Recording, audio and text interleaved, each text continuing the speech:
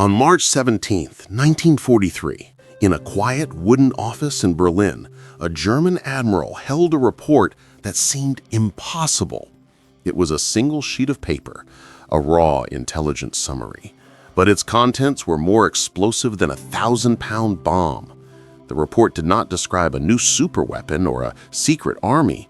It described a factory, an American factory an ocean away that was projected to soon be capable of producing a 4-engine heavy bomber every 60 minutes. To the men in the German High Command, it was a joke, a piece of American propaganda so absurd it was ridiculous. But for the spies who risked their lives to gather the information, it was something else entirely. It was a death sentence written in numbers. It was the day they knew with chilling certainty that the war was lost. This is the story of the devastating truth that was too terrifying for Adolf Hitler to believe, and how the denial of a single fact sealed the fate of the Third Reich. At the heart of the Nazi war machine, Admiral Wilhelm Canaris was a rarity. As head of the Abwehr, German military intelligence, he was a man who lived and breathed cold and hard facts. Unlike the fanatics who populated Hitler's inner circle, Canaris was an old-school professional. He was a career naval officer, a patriot from a different era who saw the world not through the warped lens of ideology, but through the transparent glass of strategic reality.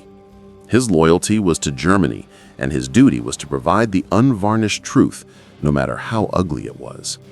His organization, Abwehr, was an extensive network of agents and analysts that spanned the globe, the eyes and ears of the German military.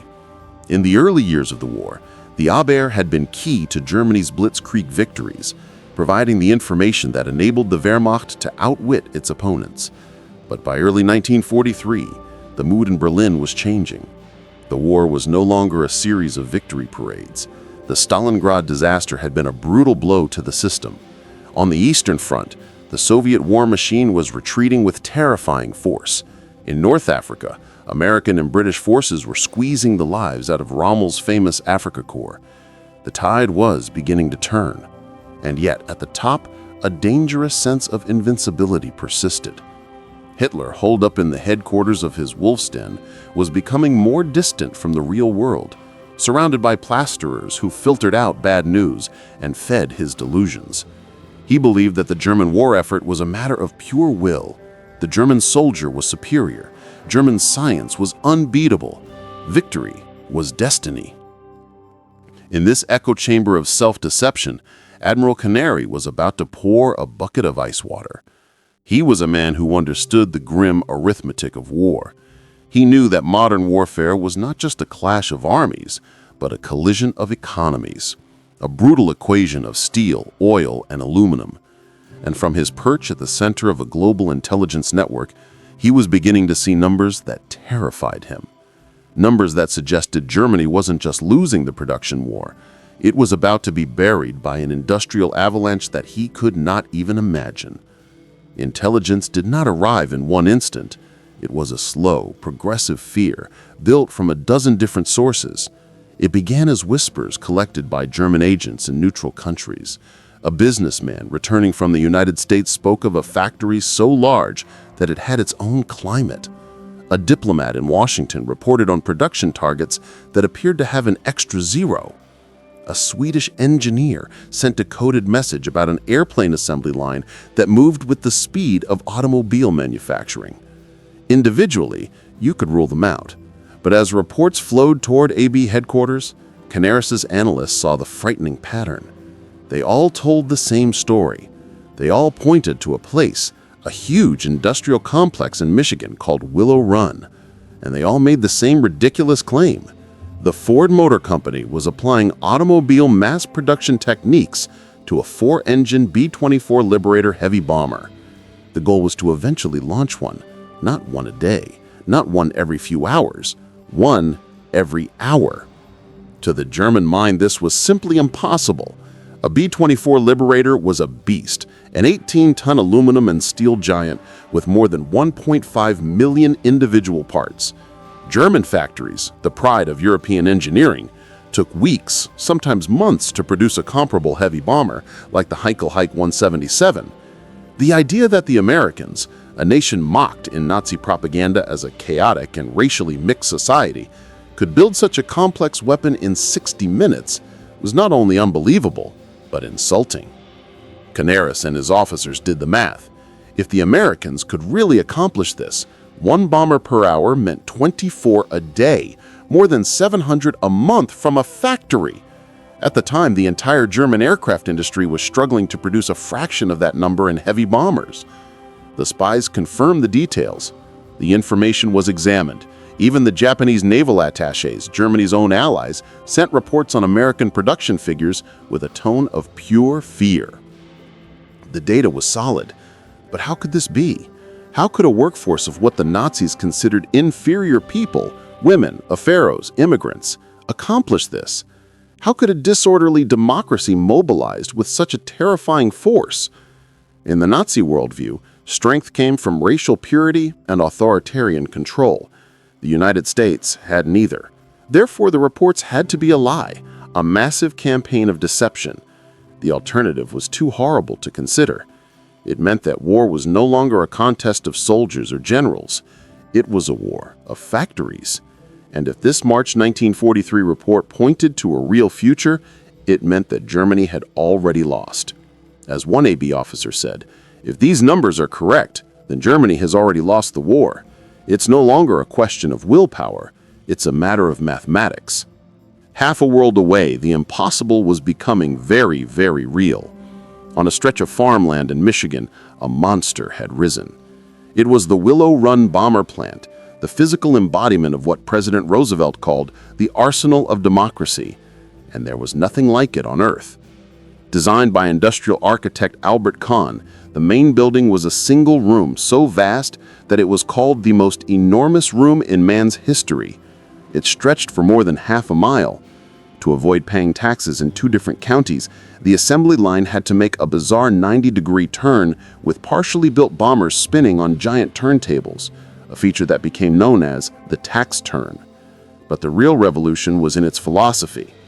Henry Ford and his production manager, Charles Sorensen, had made an arrogant promise.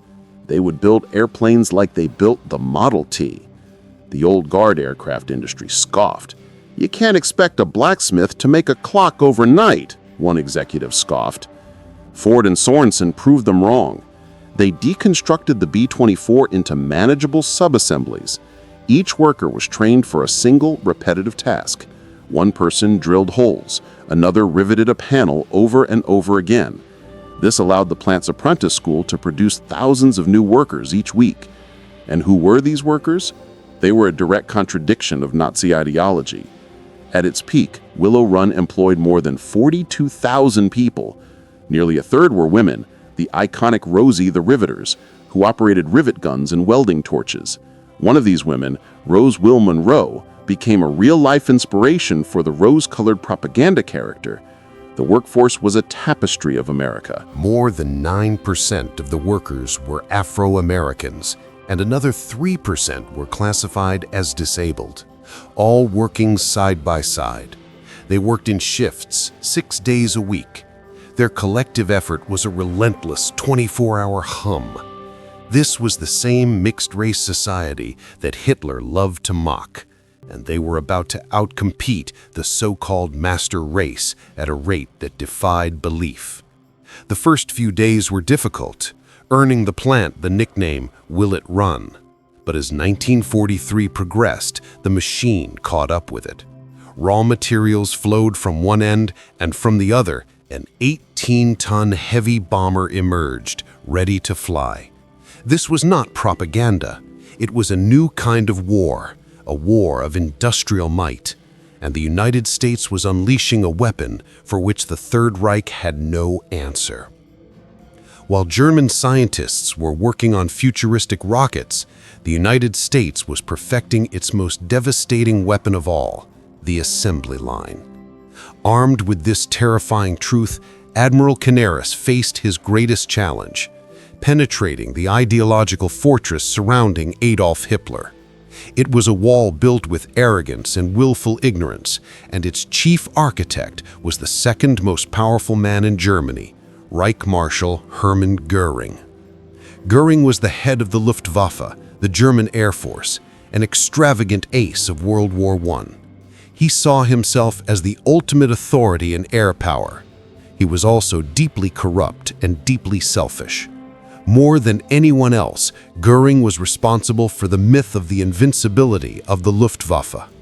When Canaris presented Abwehr's findings on Willow Run, Göring's reaction was not one of concern, it was laughter.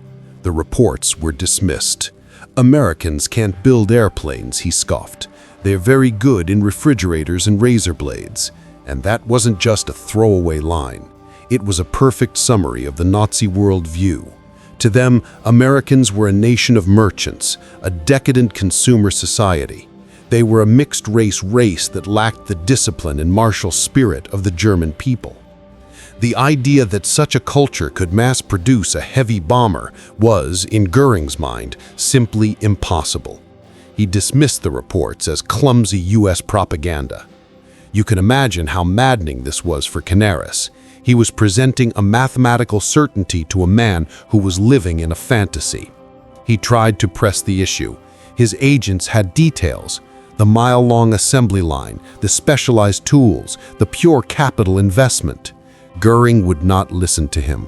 He and his inner circle had their own narrative, an article of faith. To question him was not just to question a military assessment, it was heresy. Moreover, for Göring to accept Canaris's report would be a devastating admission of failure. It would mean that his own intelligence had overlooked the most critical development of the war and that his Luftwaffe was about to be swept from the heavens. And so the report went nowhere. It was buried under Göring's immense ego. The wall of denial stood firm. Canaris was left with a truth that could save Germany, but with no one in power willing to listen. The next step was the end, to somehow bring the information to the only man that mattered, the Führer himself. Presenting facts at the Führer headquarters was a strange and dangerous affair. Whether at the Berghof in the Alps or the Wolf's Lair in the East Prussia, the atmosphere was oppressive and paranoid. Reality was what Adolf Hitler decreed it to be. The military briefings were less about strategy and more about reinforcing what the Führer wanted to believe. In this theater of deception, the events of Willow Run were a time bomb. Hitler's vision of America was a strange mixture of contempt for its culture and grudging respect for its size. He saw it as a mongrel nation paralyzed by racial impurity and controlled by Jewish financiers. When confronted with Abwehr's production figures, projections of 1 bomber per hour, over 650 a month from a single plant, Hitler's reaction mirrored the figures, but with pure venom. This was not just a strategy, it was a personal insult to his ideology. The numbers were inflated fantasies, Jewish propaganda. His own armaments minister, Albert Speer, a man who really understood production, would later admit in Allied interrogations that he knew that if Willow Run's numbers were even half accurate, Germany was doomed. But to say that in Hitler's presence in 1943 would have been suicide. So the great confrontation never really happened. It was a collision between fact and dogma, and in the Third Reich, dogma always won. The Admiral's warning was not only ignored, it was seen as a symptom of defeatism. The men who brought the truth were now seen as weak, his patriotism questioned. In Hitler's mind, the war was a test of will and blood, not logistics. A single piece of paper representing the dangerous work of dozens of spies was set aside.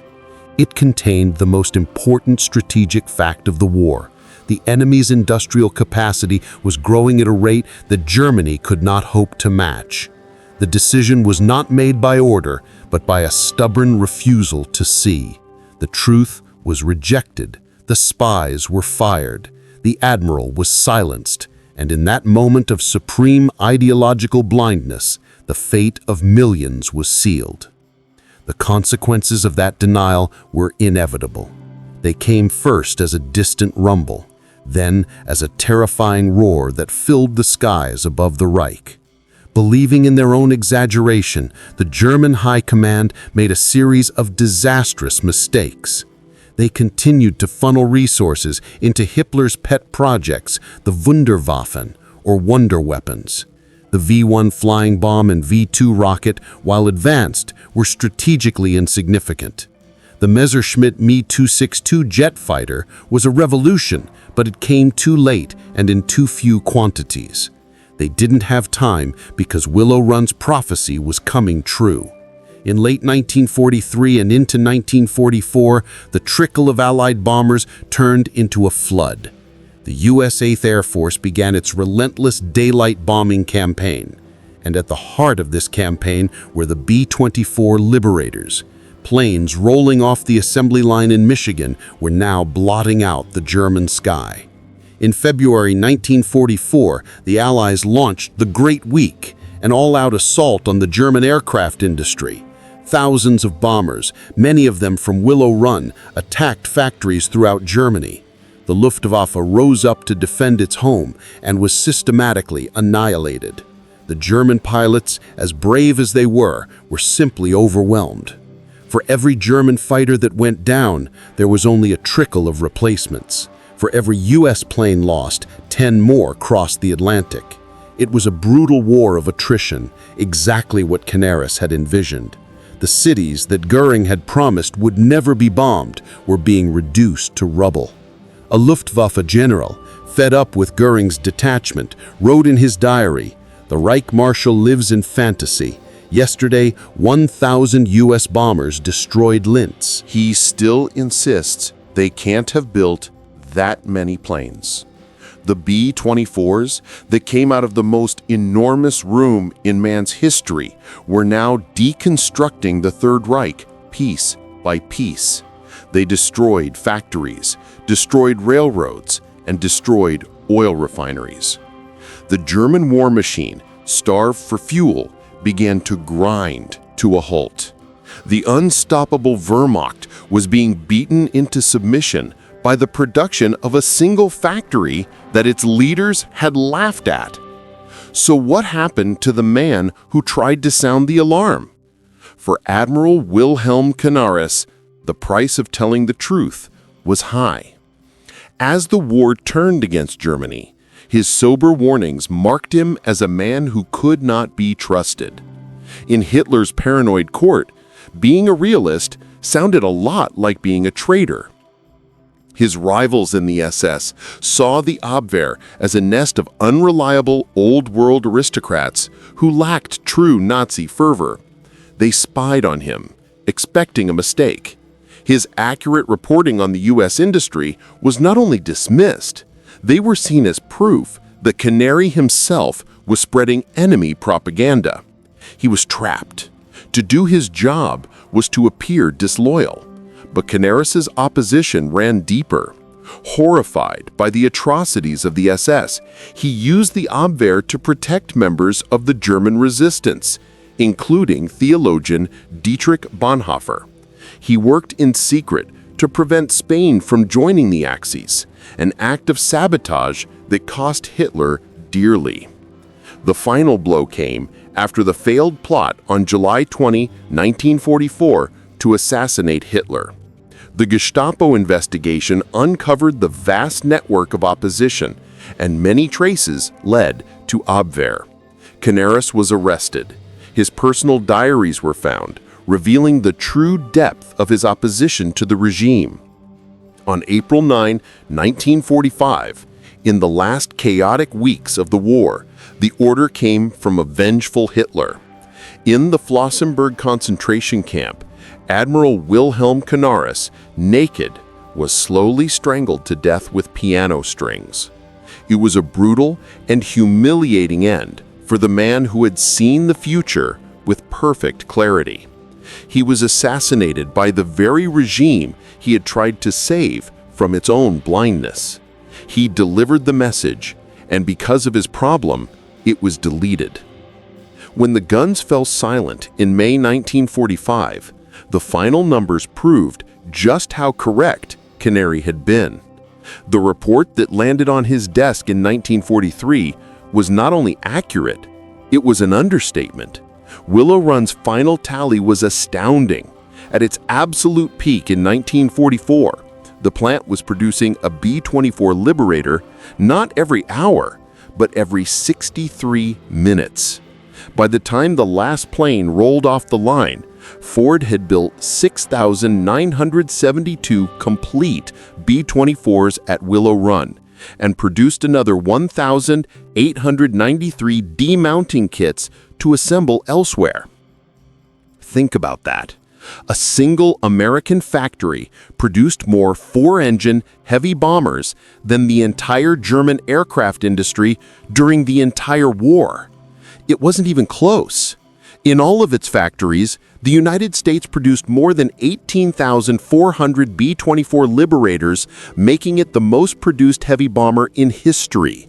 In total, from 1940 to 1945, the United States manufactured more than 300,000 military aircraft. Germany, in the same period, produced about 94,000 fighter aircraft. The American industrialist William S. Knudsen said it best: "We won because we suffocated the enemy in an avalanche of production, such as I had never seen or dreamed possible." The German failure to believe this was not a failure of espionage. The German agents did their job. They obtained the information. The failure was a failure of acceptance. It was a total cognitive breakdown at the highest levels, an inability to process facts that contradicted a fanatical ideology. Nazi leaders, blinded by their own propaganda, simply couldn't believe the numbers. They were not defeated by a secret weapon, but by simple arithmetic. They were buried by an avalanche of steel and aluminum forged by the very people they disdained. Men and women of all backgrounds working together in a free society. The spies were right. The Admiral was right. March 17, 1943 was the day that the truth arrived in Berlin, and no one in power was willing to listen. Stories like this show that history often revolves around moments far from the battlefield, in quiet offices where a single sheet of paper can change everything. If you love discovering the hidden stories that decided history, make sure you're subscribed to the channel and hit the notification bell so you don't miss our next investigation. It helps us a lot if you like and share these videos with anyone else who loves a good story. In the end, the story of Willow Run isn't just a cool fact from World War II. It's a chilling look at how any government, any group, or even any of us can be blinded by what we want to believe. The Third Reich was not defeated for lack of information. It was defeated because its leaders chose to rely on their prejudices about the facts. They built a worldview on the sands of racial mythology. And when the tide of mathematical reality crashed, the entire structure was swept away. The conflict between Abwehr's grim reports and the arrogant dismissals of Hitler and Göring was a battle for the soul of the German war effort, a battle between evidence and fantasy. Fantasy won, and in doing so, doomed the entire company. Willow Run, meanwhile, stands as a monument to the very things that Nazism wanted to destroy: the power of a free and diverse society to mobilize and innovate on a scale that totalitarianism could never match. The factory floor was a microcosm of the Allied cause, a chaotic, inefficient, and beautiful disaster of humanity that, when they came together, achieved the impossible. And so the legacy of that day in March 1943 resonates through time. It's a stark reminder that the most formidable walls aren't made of brick and mortar, but are the ones we build in our own minds.